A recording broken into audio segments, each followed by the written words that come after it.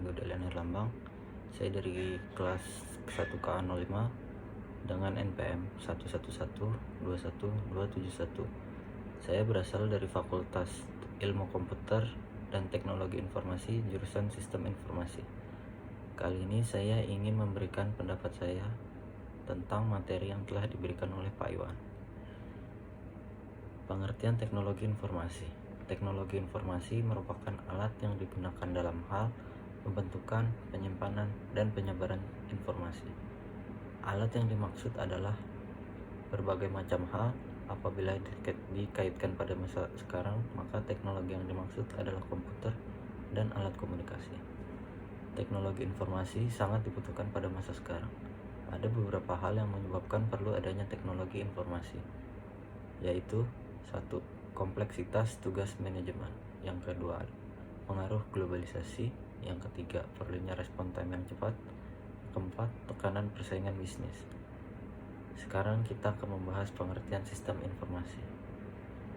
Sistem merupakan gabungan dari beberapa komponen yang saling bekerja sama untuk mencapai suatu tujuan tertentu. Informasi berasal dari data atau fakta yang sudah diolah atau diorganisir sehingga menghasilkan suatu manfaat bagi yang memperoleh informasi tersebut. Gabungan dari keduanya adalah teknologi sistem informasi yang merupakan gabungan dari beberapa perangkat teknologi komputer, baik hardware atau perangkat keras, software, perangkat lunak, maupun brainware atau pengguna, dan perangkat komunikasi yang saling bekerja sama dalam hal menghasilkan informasi yang berguna. Komponen-komponen sistem informasi itu yang pertama ada perangkat keras atau hardware, yang kedua ada perangkat lunak atau software, yang ketiga pengguna atau brainware, 4 basis data, terus yang kelima ada perangkat komunikasi dan jaringan. Keuntungan penggunaan sistem informasi. Yang pertama, proses pengolahan sistem informasi yang cepat dan akurat. Yang kedua, efisien. Yang ketiga, proses pengelolaan informasi secara real time tanpa dibatasi waktu jarak. Fungsi teknologi informasi. 1. Capture proses pengambilan data-data yang dapat dijadikan informasi. Yang kedua, processing proses pengolahan pengorganisasian data-data sehingga dapat dijadikan satu informasi.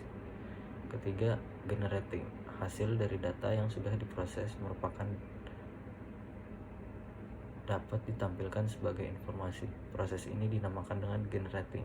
Yang keempat, storage proses, menyimpan informasi. Yang kelima, retrieval proses, pencarian informasi yang sudah disimpan. Keenam, transmission proses, transmisi informasi yang ada. Kali ini kita akan membahas sejarah komputer. Menurut pengertiannya, komputer adalah alat yang digunakan untuk mengolah data menurut perintah yang telah diprogram. Pada awalnya, kata komputer merujuk pada orang yang melakukan pekerjaan penghitungan aritmatika. Tetapi semakin lama kata komputer merujuk pada mesin itu sendiri.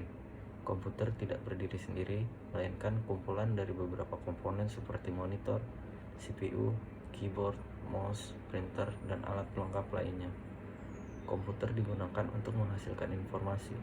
Jika dahulu digunakan hanya untuk penghitungan aritmatika, sekarang komputer dapat melakukan banyak tugas. Dari definisi di atas dapat disimpulkan bahwa komputer adalah 1. Mesin atau alat elektronik. 2. Dapat menerima input data. 3. Mampu melakukan pengolahan data. 4. Menghasilkan informasi. 5. Menggunakan program yang tersimpan pada memori untuk mengolah data. 6. Dapat menyimpan program dan hasil pengolahan. 7. Bekerja secara otomatis, yang bekerja di bawah kontrol program yang tersimpan, yang secara otomatis menerima, menyimpan, dan memproses data untuk menghasilkan informasi yang merupakan hasil dari pemrosesan itu. Komputer pada zaman dahulu sudah ditemukan berbagai alat penghitungan dan alat pengolah data, walau tidak secanggih sekarang. Tetapi cikal bakal hadirnya komputer dimulai dari alat hitung sederhana. Alat penghitungan dapat digolongkan dari zaman dahulu sampai sekarang menjadi 4 bagian. 1. Peralatan manual, pengolahan data yang sangat sederhana dan menggunakan media tangan manusia. 2. Peralatan teknik, peralatan yang sudah berbentuk mekanik yang digerakkan dengan tangan manusia. Contoh, abakus, yang ditemukan 5000 tahun lalu di Asia Kecil, dan ini adalah awal mula mesin komputasi. Yang ketiga, peralatan mekanik yang digerakkan secara otomatis oleh motor mekanik. Keempat, peralatan elektronik, peralatan yang bekerja secara elektronik. Perkembangan komputer dari awal sampai sekarang. Dalam perkembangannya, komputer telah menjadi beberapa perubahan generasi komputer. Dari komputer generasi pertama, komputer generasi kedua, komputer generasi ketiga, komputer generasi keempat, dan komputer yang kini kita kenal termasuk dalam komputer generasi kelima. Masing-masing generasi tentunya memiliki sejarah tersendiri. Berikut sejarah sistem komputer setiap generasinya. Komputer generasi pertama antara tahun 1946 sampai 1959. Setelah tahun 1940, komputer generasi pertama dibuat dengan menggunakan tabung vakum sebagai komponen dasar pembuatannya. Sayangnya, tabung vakum ini dianggap tidak efisien karena cepat sekali panas dan juga memerlukan daya listrik yang sangat besar. Ciri-ciri komputer generasi pertama antara lain: 1. Memiliki hardware berukuran besar. 2. Instruksi operasi sangat spesifik dan hanya dapat melakukan tugas tertentu. 3. Program hanya menggunakan bahasa mesin. 4. Menggunakan silinder magnetik untuk menyimpan data. Kelima, membutuhkan listrik yang sangat besar. 6. Perlunya mesin pendingin. 7. Kapasitas penyimpanan kecil. 8. Kinerja lambat. 9. Menggunakan konsep storage program dan magnetic storage sebagai memori utama. 10. Menggunakan tabung hampa sebagai sirkuitnya. Yang kedua, komputer generasi kedua antara tahun 1959 sampai 1965. Tabung vakum yang menjadi komponen dasar komputer generasi pertama telah tergantikan dengan transistor. Penggantian komponen ini dilakukan karena transistor dianggap lebih efisien dibandingkan dengan tabung vakum. Daya listrik yang digunakan untuk pengoperasiannya pun lebih kecil. Berikut merupakan ciri-ciri komputer generasi kedua. Yang pertama, menggunakan operasi bahasa pemrograman tingkat tinggi Fortran dan COBOL. 2. Kapasitas memori menggunakan magnetic dan storage. Ketiga, menggunakan magnetic tape dan magnetic disk sebagai memori eksternal. 4. Dapat memproses data secara real time dan real sharing. 5. Ukuran jauh lebih kecil dibanding dengan komputer generasi pertama. Ke-6. Kinerja lebih cepat. Ke-7. Daya listrik lebih kecil. 8. Penggunaan program pada aplikasi bisnis dan teknik. Komputer generasi ketiga antara tahun 1964 sampai 1970. Sejarah komputer generasi ketiga dimulai pada 1965. Pada tahun tersebut, komputer dibuat menggunakan integrated circuit atau IC. Meskipun IC sebagai komponen dasar utama, transistor masih tetap digunakan, tetapi ukurannya diperkecil. Biaya yang dikeluarkan untuk membuat komputer generasi ketiga ini jauh lebih murah hingga dapat dijangkau oleh masyarakat umum.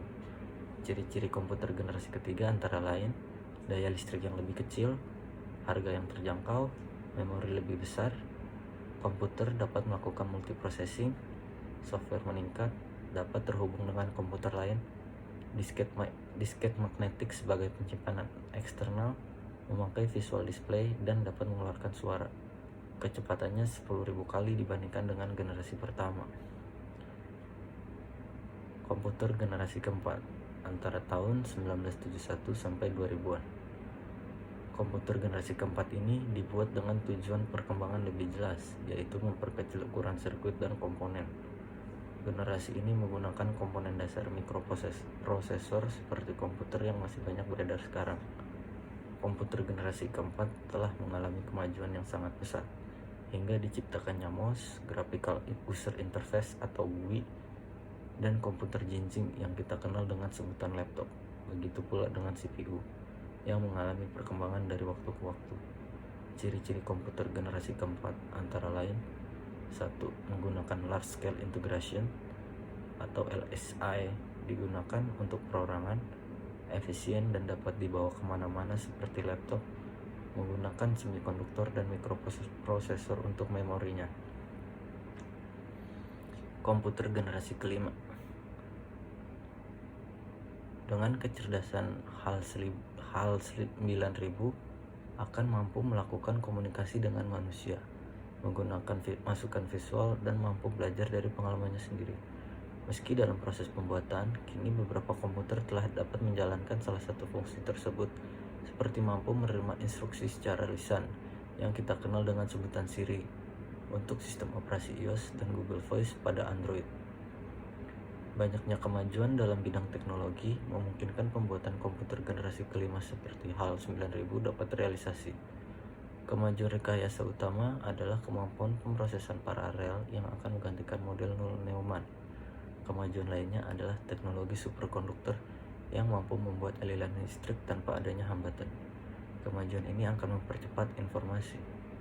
Ciri-ciri komputer generasi kelima menggunakan LSI, fitur semakin banyak, kecepatan pemrosesan informasi meningkat. Itu saja materi yang bisa saya paparkan. Apabila ada kekurangan, mohon dimaafkan. Wabillahi taufiq wal hidayah. Wassalamualaikum warahmatullahi wabarakatuh.